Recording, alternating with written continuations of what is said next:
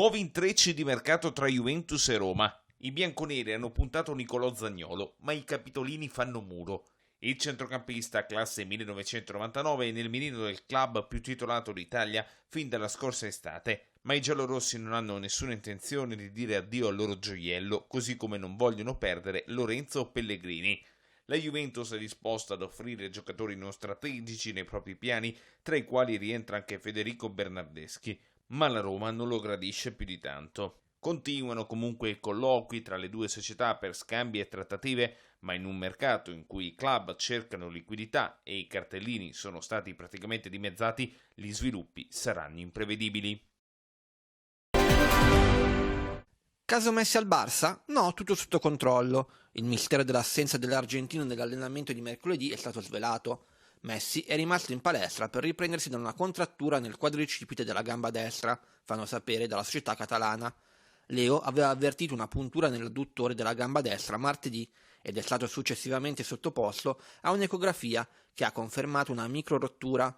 Un fisioterapista del club, inoltre, ha visitato il calciatore a casa sua giovedì per continuare i lavori di recupero. Non si tratta di un infortunio così grave, tra i 7 e i 10 giorni di recupero dovrebbero bastare, ma la sala del Barça è in dubbio in vista del nuovo debutto di Liga contro il Mallorca in programma il 13 giugno.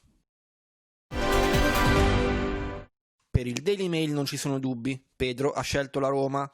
Nonostante la proposta di rinnovo del Chelsea e l'interesse di Valencia, Siviglia, Betis, Juventus e Inter, lo spagnolo avrebbe scelto i giallorossi.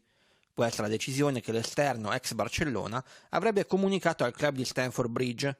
Del resto la società giallorossa è stata tra le prime a muoversi per lui e anche per questo il 32enne spagnolo avrebbe deciso di dire sì al club capitolino e trasferirsi a Roma. La lista delle pretendenti a Sergej Milinkovic-Savic è lunga. Manchester United, Paris Saint-Germain e Real Madrid.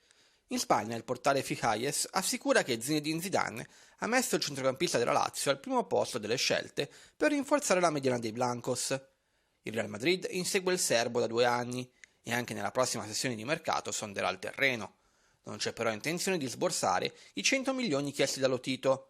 Florentino Perez potrebbe arrivare a metterne sul piatto 60.